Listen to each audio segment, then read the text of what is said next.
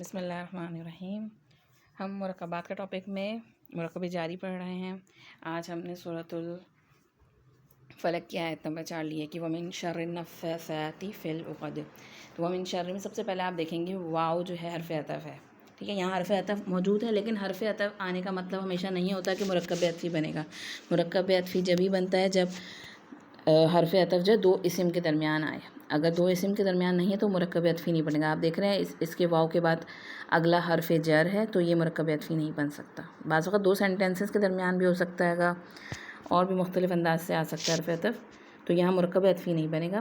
من شر میں اب یہاں مرکب جاری بن رہا ہے۔ من کیا ہے ہمارا؟ حرف جر ہے، ٹھیک ہے، اور شر جو ہے وہ ایک اسم ہے، تو اب اس کی یہ حرف مرکب جاری بن رہے گا۔ اس کی شر کی آپ چاروں چیزیں دیکھ لیجئے اس کو کہ یہ جو اسم ہے یہ حالت تو سب سے پہلے واحد ہے، کیونکہ شر کی جمع کیا ہوتی ہے؟ شرور، اور یہ میسکولن ہے کیونکہ فیمنن کی کوئی نشانی نہیں ہے تو یہ مذکر ہوا، مؤنث نہیں ہے، اور یہ کامن ناؤن ہے، اس میں ال نظر نہیں آ رہا ہمیں، اور یہ حالت جر میں ہے کیونکہ ساتھ میں حرف جر لگا ہوا ہے، ٹھیک ہے۔ تو یہ من شر جو ہے مرکب جاری بن گیا ہمارا۔ اچھا، اب نفثاتی کو آپ دیکھیں تو نفثاتی جو ہے یہ پلورل ہے، اور مؤنث فیمنن کی نشانی ہے کہ گول تا سے بڑی تا میں تبدیل ہو جاتا ہے گا جمع میں، اور پراپر ناؤن ہے کیونکہ اس میں ال لگا ہوا ہے گا اور حالت جر میں ہے، اور من شر النفاثات یعنی کہ اس کا اثر جو ہے گا ساتھ میں آ رہا ہے مرکب جاری کے ساتھ۔ یہ پھر اگلا مرکب جاری جو ہمارا بن رہے گا وہ ہے فی العقد۔ فی جو ہے ہمارا حرف جر ہے، عقد جو ہے یہ عقدتن کی جمع ہے، ٹھیک ہے۔ واحد جو ہوتی ہے عقدتن، جب واحد عقدتن میں گول تا لگی ہوئی ہے تو یہ ہمارا مؤنث کا صیغہ ہے، فیمنن ہوگا، ٹھیک ہے۔ بعض جگہ پہ ہمیں واحد کو دیکھنا پڑے گا کہ واحد میں اگر علامت تا آ رہی ہے گی تو ہمیں پتہ چلے گا کہ فیمنن ہے، کیونکہ جمع مکسر جو ہوتی ہے تھوڑی سی چینج بھی ہو جاتی ہے اپنے اس میں، ٹھیک ہے۔ اور اس کو آپ نے بہت سنا ہوا ہوگا عقدتن کو نا، رب اشرح لی صدری ویسر لی امری واحلل عقدۃ من لسانی، کہ اللہ تعالیٰ میری زبان کی گرہ کھول دے۔